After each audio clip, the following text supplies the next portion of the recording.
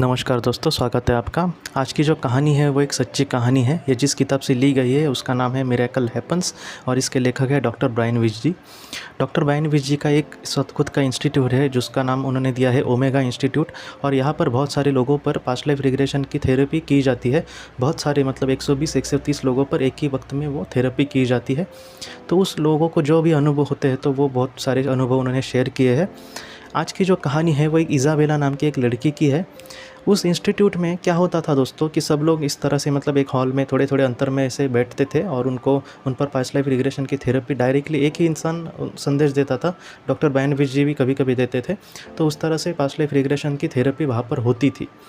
आज की जो कहानी है उसमें जो इज़ाबेला है वो वहाँ पर उस सेशन में गई थी और वो अपनी जगह पे बैठी थी।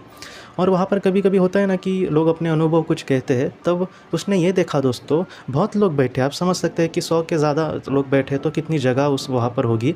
वो अपनी जगह पर बैठी है और उसको सामने एक बाई तरफ एक औरत दिख रही है और वो अपने कुछ अनुभव कह रही थी। और वहाँ पर जगह जगह पर माइक लगे हुए थे, इसलिए कोई दूर से भी कुछ कहता तो वो सारी चीज़ें हर एक इंसान पर पहुँच जाती थी। वो जो औरत बोल रही थी, जो इसको इज़ाबेला को दिख रही है, वो ये कह रही थी कि उसकी जो बेटी है वो इस दुनिया से चली गई है। उसको कैंसर होगा था और वो इस दुनिया से कुछ महीनों पहले चली गई थी। वो यहाँ पर इसी वजह से आई थी कि उसको कुछ उसकी जानकारी मिले या फिर ये सारी चीज़ें उसको मतलब कुछ नया कुछ पता चले या फिर उसके बेटी के बारे में वो अब कहाँ पर है वगैरह। तो इस वजह से वो इस सेशन में आई थी, ओमेगा इंस्टीट्यूट में, इस वजह से वो आई थी। जब वो दोस्तों बात कर रही थी तब ये जो इज़ाबेला है उसको उसके पीछे एक प्रकाश दिखाई दिया। और वो प्रकाश, पहले तो इज़ाबेला को लगा कि उसको कुछ भ्रम हो रहा है या फिर मतलब कुछ ऐसा हो रहा है कि कभी कभी प्रकाश वगैरह, तो इस वजह से उसको लगा कि ये शायद भ्रम होगा। इसने फिर से आंखें बंद की और ऐसे ये किया और बाद में फिर से देखा तो वो सच ही कुछ ना कुछ उस औरत के पीछे एक प्रकाश उसको दिखाई दिया। बाद में इज़ाबेला को लगा कि कुछ नहीं होगा वगैरह, तो वो जो प्रकाश है वो और भी प्रकाशित होने लगा दोस्तों। तो इज़ाबेला को लगा कि ये कुछ ना कुछ है और वो जो प्रकाश है वो धीरे धीरे बाद में एक लड़की में परावर्तित हुआ और उसको एक बहुत ही क्लियरली एक लड़की दिखाई दे रही थी जो उस औरत के पीछे थी।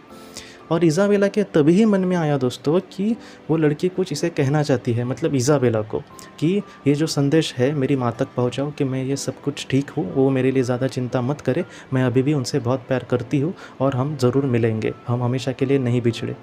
तो ये जो संदेश इज़ाबेला को मिले तब उसको लगा कि ये सारी बातें उसको उस औरत को कहनी चाहिए। और उसने कहा ठीक है, उसके मन में कहा कि हाँ ठीक है, मैं बाद में कहती हूँ। बाद में वो सेशन वगैरह दोस्तों ख़त्म हुआ और बीच में ब्रेक हुआ। ब्रेक में आपको पता है कि वो बाहर वगैरह लोग थोड़े से टहलने जाते हैं। तो दोस्तों इत्तेफाक की बात ये है कि उस हॉल में सिर्फ 3 ही लोग बचे थे। मतलब टहलने के लिए बाकी सब लोग गए लेकिन 3 सिर्फ लोग उस हॉल में बचे थे। और वो हॉल जो था वहाँ पर 3 लोग कौन थे, तो एक थी इज़ाबेला, क्योंकि उसको उस औरत को बतानी थी बातें। दूसरी थी वो औरत, उस लड़की की माता, और उस लड़की के पिता। ये 3 सिर्फ वो लोग वहाँ पर थे। और इज़ाबेला ने भाग भाग कर गई वहाँ पर और उनको ये सारी चीज़ें कही। और ये जब सारी चीज़ें कही तो वो तीनों दोस्तों रोने लगे कि कितने मतलब भावुक क्षण थे ये। तब उस लड़की की माँ ने, उसके पास फ़ोटो था उस लड़की का, वो निकाल कर इज़ाबेला को दिखाया।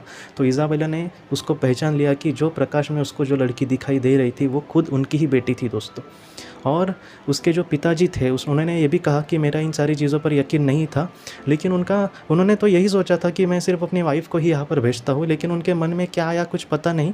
उन्होंने कहा कि चलो मैं भी चलता हूँ। तो ऐसे ही करके वो आए थे, उनको इतना विश्वास नहीं था, लेकिन अब उनको पूरी तरह से ये सारी चीज़ें पता चली। बाद में उस लड़की की माँ ने ये कहा कि जब ये ब्रेक हुआ था तब वो चाह रही थी कि वो बाहर जाए, लेकिन उसके पिताजी कहे कि उसके हस्बैंड ने कहा कि नहीं हम नहीं जाते, हम यहीं पर रुकते हैं। तो ये भी थोड़ी सी इत्तेफाक की बात ही है, लेकिन नहीं तो इज़ाबेला उनको कही ही देती थी अगर वो बाहर भी मिलते तो। लेकिन वो जो सारी चीज़ें हैं दोस्तों वो कितनी एक दूसरे के साथ घटित होती है। और उस लड़की की माँ ने ये भी कहा कि हमें भी घर पे कहीं कहीं ना कुछ ऐसा संदेश मिलता है या फिर कुछ ऐसी पैरानॉर्मल जैसी चीज़ें लगती है कि इज़ाबेला शायद हमारे साथ है। लेकिन उसके पिताजी भी कभी कभी इन सारी चीज़ों को नहीं मानते, तो वो भी थोड़े से कहते थे कि नहीं हमारे साथ वो अब नहीं है, वो किसी और दुनिया में है। लेकिन इज़ाबेला ने उनको यकीन दिलाया है कि वो हमेशा उनके साथ है और वो वहाँ से उनको प्यार भेज रही है। और इज़ाबेला ने भी उस लड़की के आभार प्रकट किए कि इस अच्छे काम के लिए, इसने अच्छे संदेश उनके पालकों को, उनके माता-पिता को देने के लिए उसने उसका चयन किया था। और इज़ाबेला को भी ये बात बहुत ही अच्छी लगी कि कहीं न कहीं वो दूसरों को खुशियाँ दे सकी, और इन सारी चीज़ों को उन तीनों को बहुत ही खुशी मिली दोस्तों।